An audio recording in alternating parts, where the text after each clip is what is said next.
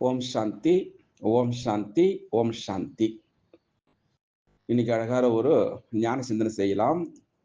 போன ஞாயிற்றுக்கிழமை, அதாவது 4/1/2026 பாபா சொன்ன அந்த ரிவைஸ் முரளி, அவ்யக்த முரளி 30/11/2008 சொன்ன ஒரு தலைப்பு என்னன்னா, முற்றுப்புள்ளி வைத்து சம்பூர்ண பவித்ரதாவை, பவித்ரதான்னா தூய்மை, தாரணை செய்து மனதின் மூலமாக சகாஷ் கொடுக்க வேண்டும். எதை சகாஷ் கொடுக்க வேண்டும்? சுகம் சாந்தினுடைய ஒரு துளியை கொடுப்பதற்காக சேவை செய்யுங்கள் அப்படின்னு தலைப்பு சொல்லியிருந்தார்.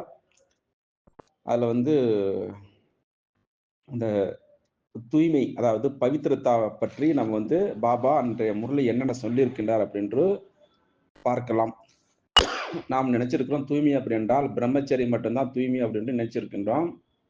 அதெல்லாம் நம்முடைய வாழ்வில ஒரு அங்கம் அப்படி என்று புரிந்து கொள்ளலாம். இந்த பவித்ரதா என்பது சுகம் சாந்தியினுடைய ஒரு தாய். பவித்ரதா என்ன அப்படி என்றால் என்ன?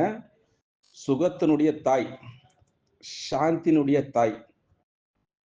இந்த பவித்ரதா மூலம் இது ரெண்டையும் மனதின் மூலமாக மற்றவருக்கு கொடுக்கணும். இதுதான் உண்மையான தூய்மை. இந்த பிரம்மச்சரியம் மட்டும் தூய்மை கிடையாது. அப்ப என்னென்ன பற்றி பாபா சொல்லியிருக்கிறார் அப்படின்ட்டு பார்க்கலாம். பவித்ரதா என்பது அதாவது தூய்மை என்பது மனதின் மூலமாக சகாஷ் கொடுக்கக்கூடிய ஒரு கருவி. அப்போ அந்த பவித்ரதா என்பது சுகத்தினுடைய ஒரு தாயாக இருக்கின்றது. பவித்ரதா என்பது சாந்தியினுடைய தாயாக இருக்கின்றது. அப்போ அந்த பவித்ரதா என்பது ஒரு மகான் தன்மையாக இருக்கின்றது. பவித்ரதா என்பது அசம்பவத்தையும் சரி சம்பவமாக மாற்றலாம். பவித்ரதா என்பது என்ன? அசம்பவத்தையும் சம்பவமாக மாற்றலாம். பவித்ரதா என்பது என்ன? விரதம். அது பவித்ரதா என்பது என்ன? ஒரு மாற்றத்தினுடைய ஒரு விரதம். பவித்ரதா என்பது என்ன? உள்ளுணர்வுடைய ஒரு மாற்றம். பவித்ரதா மூலமாக சகோதர சகோதரிகளாக அந்த உணர்வு வரும். பவித்ரதா என்பது என்ன? பிராமணர்களுடைய ஒரு அஸ்திவாரம். பவித்ரதா என்பது என்ன? பரமாத்மாவுடைய அன்பு அப்படி சொல்லலாம். பவித்ரதா இருந்தால்தான் பரமாத்மா அடைய முடியும், நெருங்க முடியும்.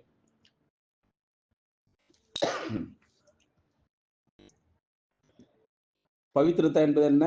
சர்வ பரமாத்மாவுடைய பிராப்தி. பவித்ரதா என்பது என்ன? அது சுய தர்மம்.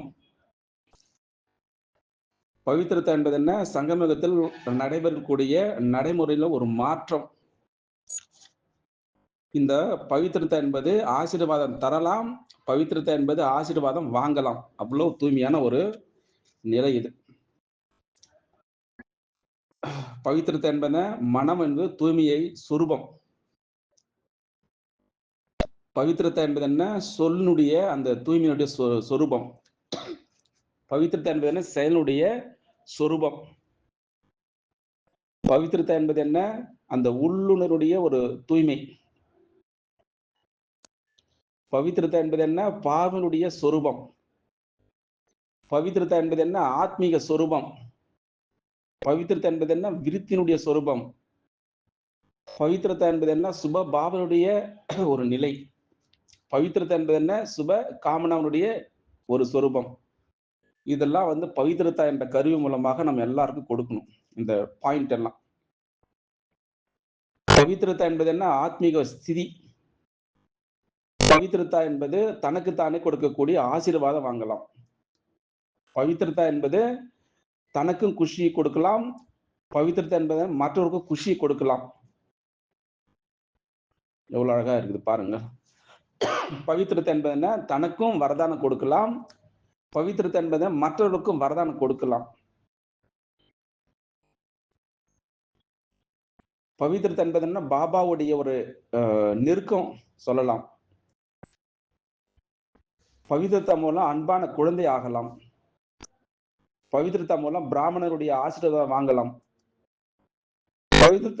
பவித்ரதா என்பது ஒரு பலம். பவித்ரதா என்பது பலனை அனுபவிக்கலாம்.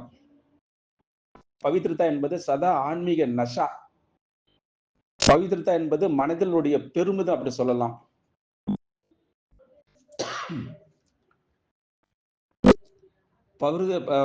பவித்ரதா என்பது அமிர்த வேலையில் கூடிய சொரூபம். பவித்ரதா என்பது அதீந்திரிய சுகம். பவித்ரதா மூலம் நண்பரை ஆக்கலாம், பாபாவை ஆக்கலாம், பிகே கூட ஆக்கலாம். பவித்ரதா என்பது உண்மையில அது என்ன, பிராமணர்கள் தான். பவித்ரதா என்பது என்ன, மாஸ்டர் சர்வ சக்திவான். பவித்ரதா என்பது என்ன, பாண்டவர்களுடைய நிலை. பவித்ரதா என்பது பலவீனமே இருக்காது. எதில் மட்டும் பவித்ரதா மனதில் பலவீனம் இருக்காது, பவித்ரதா பேச்சில் பலவீனம் இருக்காது, பவித்ரதா என்பது கர்மத்தில் பலவீனம் இருக்காது. அதே போல பவித்ரதா என்பது கனவில் சக்திசாலியாக இருக்கும். பவித்ரதா என்பது மனித மூலமாக சக்திசாலியாக இருக்கக்கூடிய நிலை. பவித்ரதா என்பது சொல் மூலமாக சக்திசாலியாக கூடிய இருக்க நிலை. பவித்ரதா என்பது செயலில் கூட சக்திசாலியாக இருக்கும்.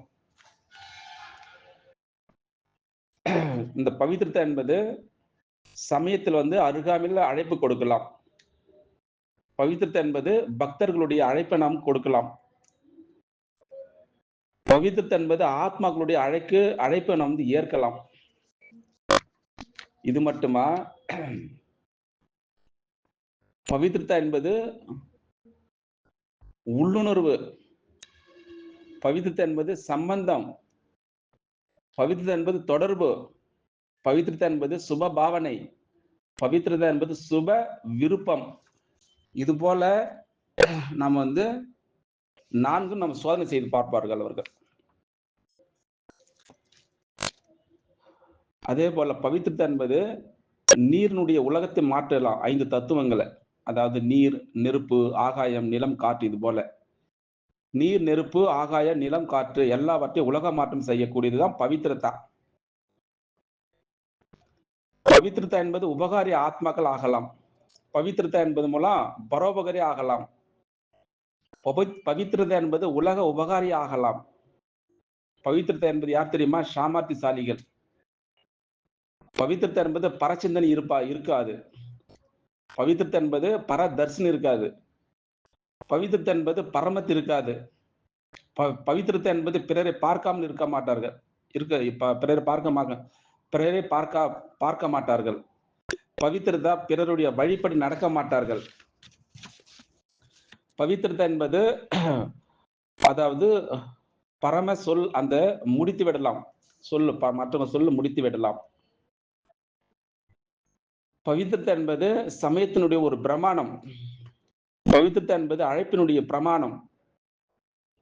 பவித்ரதா மூலமா அட்வான்ஸ் பார்ட்டில் சகாஷ் கொடுக்கலாம். பவித்ரதா மூலம் தாதிமார்களுக்கு சகாஷ் கொடுக்கலாம். பவித்ரதா மூலம் விசேஷ பாண்டவர்களுக்கு சகாஷ் கொடுக்கலாம். பவித்ரதா மூலம் ஒரு வினாடியில் முற்றுப்புள்ளி வைக்கலாம். பவித்ரதா மூலம் கேள்வி வராது. பவித்ரதா மூலம் கமா வராது. பவித்ரதா மூலம் எப்படி என்ற கேள்வி வராது. பவித்ரதா மூலம் தீவிர புருஷார்த்தம் செய்வார்கள். பவித்ரதா என்பது எப்படி தெரியுமா இருக்கும், பர்சனாலிட்டி. பவித்ரதா என்பது ரியாலிட்டி. பவித்ரதா என்பது ராயல்ட்டியா இருக்கும். அதாவது அந்த 3 நிலையை அமைதி, அதாவது அனாதி, ஆதி, இது போல மத்திய சொரூபத்துல அவங்க இந்த நிலை அனுபவம் செய்வதா யாரு, இந்த தூய்மையினுடைய நிலை. பவித்ரதா என்பது என்ன, பிறப்புரிமை. பிராமணர்களுக்கு ஒரு பிறப்புரிமை. பவித்ரதா என்பது என்ன, பிரம்மச்சரியம். பவித்ரதா மூலம் வீண் சங்கல்பம் வரவே வராது. வீண் வார்த்தைகள் வராது. ஆவேசம் வராது பவித்ரதா மூலம். அதே போல இந்த பவித்ரதா மூலம் சூட்சுமத்தை அடையலாம். இந்த பவித்ரதா மூலம் தூரத்தில் இருந்து மற்றவர்களை பார்க்கலாம். இந்த பவித்ரதா மூலம் ஆத்ம தூய்மையாகின்றது. இந்த பவித்ரதா மூலம் நம்முடைய உடம்பு தூய்மை ஆகின்றது. அதனால்தான் பாபா அடிக்கடி நம்ம இந்த சங்கமத்துல வந்த உடனே என்ன கொடுக்கிறார், முதல் வரதானம் பவித்ர பவ, யோகி பவ என்ற வரதானம், 2 வரதானம் கொடுக்கிறார். இந்த பவித்ரதா மூலம் பாப் சமான் ஆகலாம். இந்த பவித்ரதா மூலம் கவனக்குறைவு இருக்காது. இந்த பவித்ரதா மூலம் ஊக்கம் வரும். இந்த பவித்திரதா மூலம் உற்சாகம் வரும். இந்த பவித்திரதா மூலம் தைரியம் வரும். இந்த பவித்திரதா மூலம் எவரடி ஆகலாம். இந்த பவித்திரதா மூலம் யாருக்குமே சாபம் கொடுக்க மாட்டார்கள். இந்த பவித்திரதா மூலம் புண்ணியத்தினுடைய காரியம் செய்வார்கள். இந்த பவித்திரதா மூலம் நம்பகத்தன்மை உருவாகும். இது போல பாபா அந்த நமக்கு வந்து மதிப்பு கொடுக்கும் மதிப்பு உருவாகும். அன்பு மத்தவங்களுக்கு கொடுப்பார்கள். இது போல பாபா அன்னைக்கு பாபா முரளியில 30/11/2008 அந்த வாணியில பவித்திரதா பற்றி எவ்வளவு விஷயம் சொல்லியிருக்கின்றார். நாமும் சரி எல்லாத்தையும் முற்றுப்புள்ளி வைத்து அந்த சம்பூர்ண தூய்மை அப்படி என்றால் என்ன, இது மூலம் ஞான சிந்தனை செய்யும் பொழுது எவ்வளோ நமக்கு வந்து சுமானம் வருகின்றது. இந்த பவித்திரதா மூலம் எவ்வளோ நன்மை இருக்கின்றது. இந்த பவித்திரதானுடைய அடிப்படை தான் நம்ம வந்து சொர்க்கத்துக்கே போக முடியும். பாபா கிட்ட நெருங்க முடியும். பாஸ்வித்த நான் ஆக முடியும். இது போல நம்ம சொல்லிக்கிட்டே போகலாம். ஒரு ஞான சிந்தனைக்காக இந்த ஆடியோ. ஓம் சாந்தி, ஓம் சாந்தி, ஓம் சாந்தி, ஓம் சாந்தி. இன்னைக்கு அழகான ஒரு ஞான சிந்தனை செய்யலாம். போன ஞாயிற்றுக்கிழமை, அதாவது 4/1/2026 பாபா சொன்ன அந்த ரிவைஸ் முரளி, அவ்யக்த முரளி வந்து 30/11/2008 சொன்ன ஒரு தலைப்பு வந்து என்னன்னா, முற்றுப்புள்ளி வைத்து சம்பூர்ண பவித்திரதாவை, பவித்திரதான தூய்மை தாரணை செய்து மனதினுடைய மனதின் மூலமாக சகாஷ் கொடுக்க வேண்டும். எதை சகாஷ் கொடுக்க வேண்டும்? சுகம் சாந்தினுடைய ஒரு